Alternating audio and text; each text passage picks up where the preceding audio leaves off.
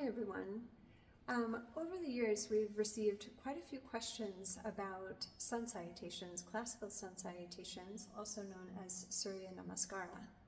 And the questions that we receive are along the lines of, what's the intention of this practice? What's the significance of this practice? Why does it include only flexion and extension of the spine when there are more ranges of motion for the spine? So we wanted to create a video with some educational information today about Surya Namaskara. So Raj, maybe tell us a little bit about maybe the history and where Surya Namaskara really comes from.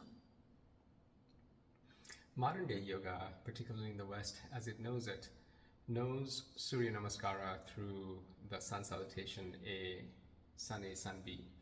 And that is a very new, very young putting together of postures with vinyasa for that particular practice. And it is coming from Sri Pattabhi Jois. And prior to Pattabhi Jois, this particular Sun A, Sun B did not used to exist. In fact, if you go to Krishnamacharya, you can see who's Pattabhi Jois' teacher. You can see some practices where there are some movements similar to that, but it is not exactly what Pattabhi Jois is teaching. This Sun A, Sun B certainly did not exist prior to Krishnamacharya's time, even with his teacher, Sri Mahana Brahmacharya. So the interesting question is, where is this coming from? And what is the real sun salutation then? The real sun salutation is known as Himalayan Vinyasa. Himalaya is the region in northern part of India, which is mountainous and it's very cold. And as tradition would have it, most of the yogis who are serious and living an ascetic life leaves the world behind, so to say, and migrates towards the Himalayan mountains. And they ascend quite a bit of height where it is very cold majority of the year. And what ends up happening is that when you are in that cold temperature, particularly throughout the night, you need to warm up your body, you need to warm up your circulatory system before you can get ready to sit and start your daily practice. And that's where the sun salutation is coming from. It's a effective way of quickly building up some strength and stamina. But this explanation is so very superficial, and even though it is the most common one. So the question is, what is this for? And if you look at the sun salutation movements, I would say that it is a terrible sequence. Even at a very physical standpoint, it doesn't develop much. You're moving longitudinally over and over and over. It has no transversal movements, no twisting of the spine, and unlike Pattabhi Jois' Sun A, Sun B, it is all in a very simple set of asana. You know, Pattabhi Jois in Sun A, Sun B has some floating, inversion, handstand, etc., but none of that exists outside of that. So what is the merit of this? And this gets to the heart of sun salutation. Sun salutation, classically, was never put together in order to develop any physical quality. The idea is to have an influence on the cerebrospinal fluid.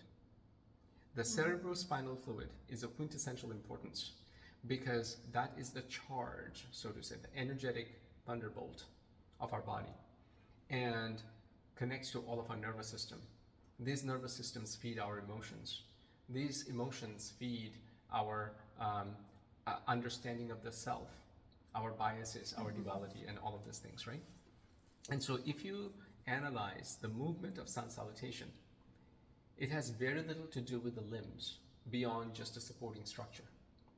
But what happens if you observe the spine is that it's constantly going down dog, up dog, lunge, forward fold, back bend, downward, up dog, lunge, forward fold, back bend, etc. Yeah, so it's flexion and extension of the spine is so very prominent in this, as if it was designed to figure out and maximize in the least number of movements how to flex and extend the spine. And the reason for that is exactly what I was saying earlier, which is in cold mountain temperature, The yogi's practices fundamentally is not physical practice, it's internal practices. It's meditation for the purpose of liberation. So before you can sit down, you have to warm up not just your body, but the conduit through which energy moves, your nervous system moves, and that is your cerebrospinal fluid, through which the charged vibrations of Kundalini awakening, through Sushumna Nadis, through Chitrani Nadi can be felt. Yeah? And so the idea behind sun salutation was it was fundamentally created to maximize a pulsating sensation through which the cold, perhaps more viscous cerebrospinal fluid warmed up, and your spine became more flexible, more agile, as a result of which you can then practice your other practices. So that's the history, and this dates back many centuries. There is not exactly a precise reference of sun salutation. Certainly, Hatha Yoga Pradipika does not mention sun salutation as a sequence. Certainly, Patanjali's Yoga Sutra or Giranda Samhita or Shiva Samhita, none of them are talking about sun salutation. That is to say that the importance of that doesn't come as a result of this being a practice. This is a precursor to the practices. So that's what I have to say about that. Yeah. So that's such an interesting reference to the history, because I think often we yoga practitioners in the West think that sun salutations maybe came from Patabi Jois or Krishnamacharya, but it extends far back than that. So thank you for sharing that information about Surya Namaskara.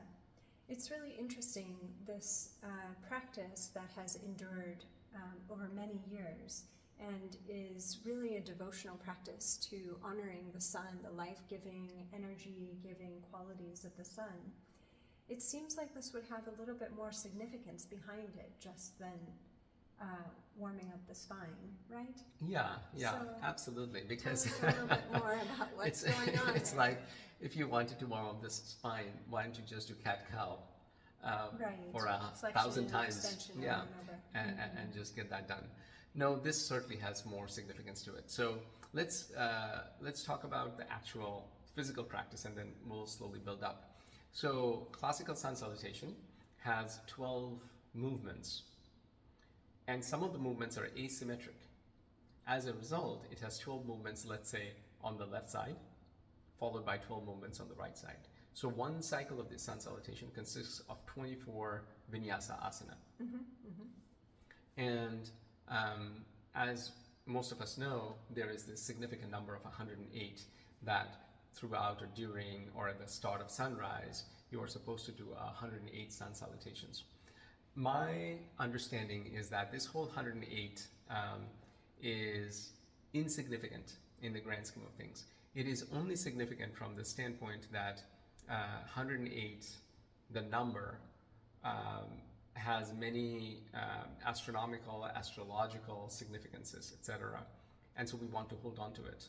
But let me explain what benefits, as you asked, beyond just the warming up of the spine is. So at a very preliminary level, it is just physical movements. Because even the spine falls within the realm of Annamaya Kosha, your physical body. Yeah. And so as you progress from that, you obviously connect your breath. You associate every movement and connect that through breath, the vinyasa aspect of it. Fine. And that also takes only so much time to kind of master, right? So what next? And sun salutation does not stop here, because each one of these movements has a mantra. So for the 12 movements, there are specific mantra that are an ovation, that are a salutation to the sun. And so when you're practicing sun salutation, when you evolve beyond just the physical and the breath practice, you are expected to recite those silently, like with a humming sound with your breath. That makes it the Soham Pranayam, yeah? And combine that with the mantra. And it doesn't stop there. So in addition to the mantra hearing, each one of these movements influences specific chakra.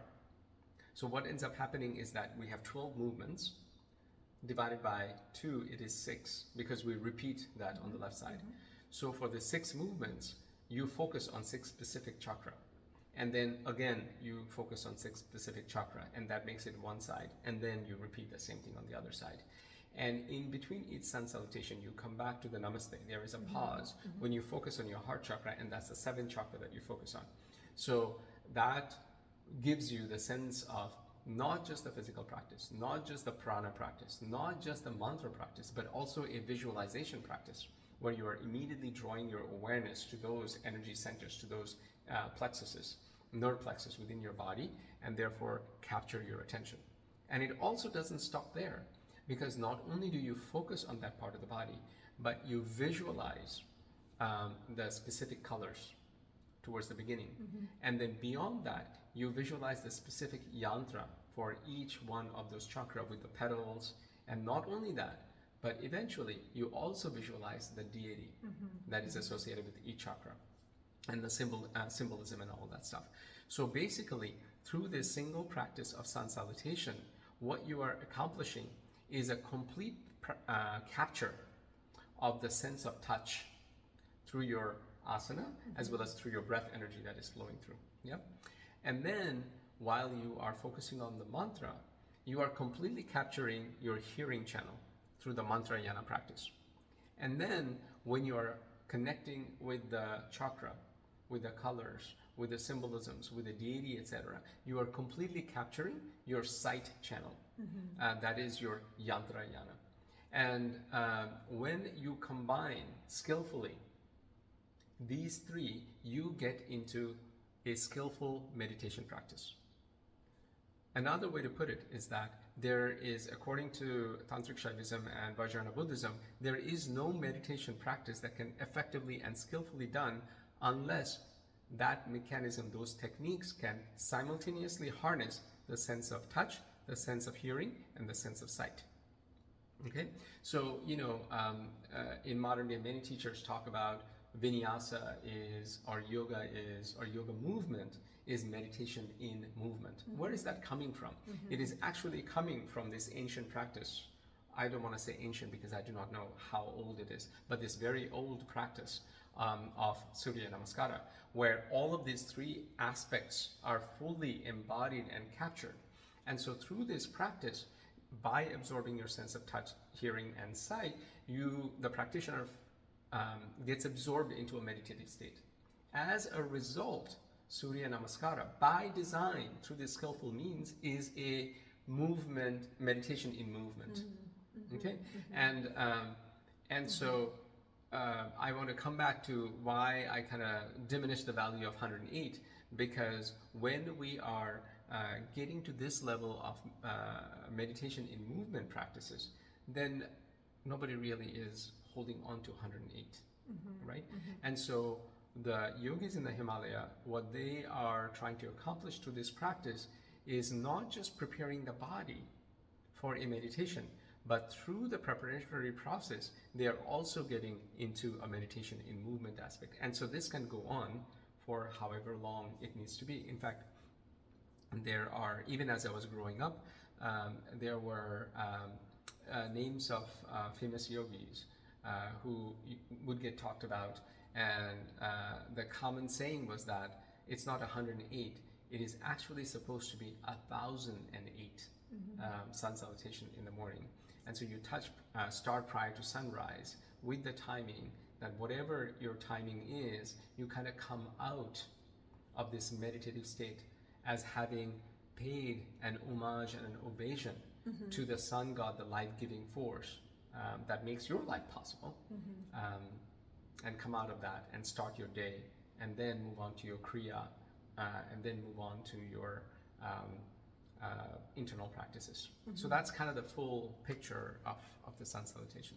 Oh my goodness, it's so significant, such a significant practice, and also in that significance, acknowledging the significance of the sun or Surya. So.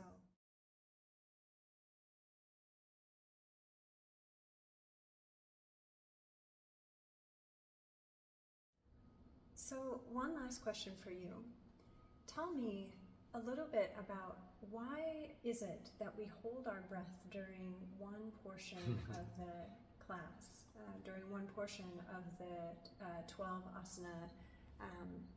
Yeah, you're talking about in the Ashtangasana where we do not inhale or exhale, but we hold our breath. Correct. Yeah, this comes up every time we teach teachers training programs, as well as in class when we practice the classical Surya Namaskara. It is so fascinating and so beautiful, I think, that little break exists. The idea is what captures your attention. Any repetitive practice eventually will get to a place where it ceases to capture your attention. It becomes rote. It becomes, yeah. And this is beautifully presented. The whole idea that I'm going to talk about is so beautifully presented in some of the classical yantra visualization. For example, if you look at Sri Yantra, it is a beautiful yantra. It is a combination of lots of triangles that seems to be zooming in. But it is surprisingly not symmetric. And that is what zooms your attention towards the center. Because if you look at the very center of Sri Yantra, you will see that the final triangle has no mirror reflection there.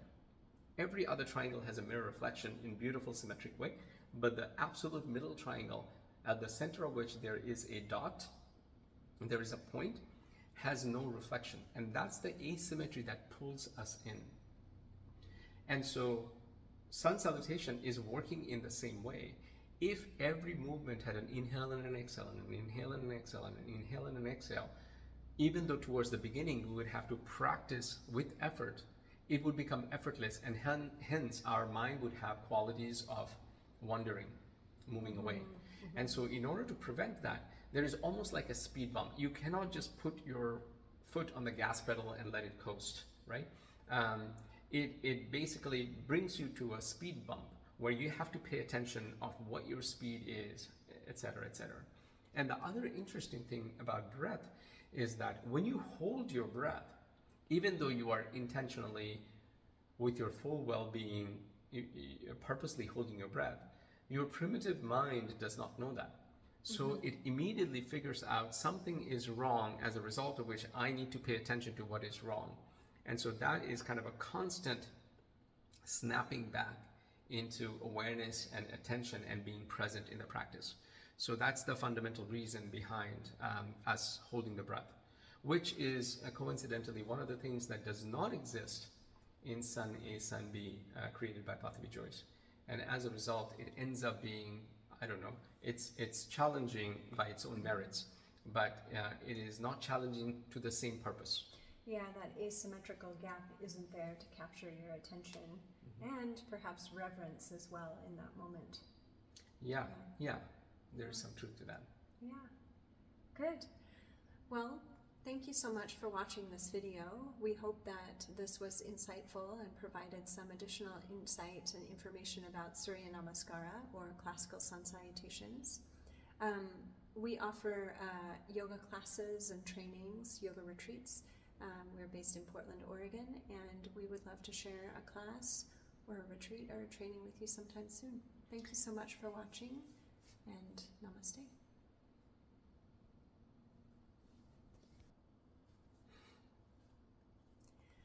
So thank you so much for watching this video. The historical information and some of the practical information about Surya Namaskara. In our next video, we'll break down the asana, the poses of Surya Namaskara and how they're connected through vinyasa. We'll break down the breathing techniques, and we'll also talk a little bit about the mantra and the yantra for each asana that's included in this vinyasa series. So please subscribe to our channel, give us a like if this video has been helpful, and we hope to see you in the next video. Namaste. Namaste.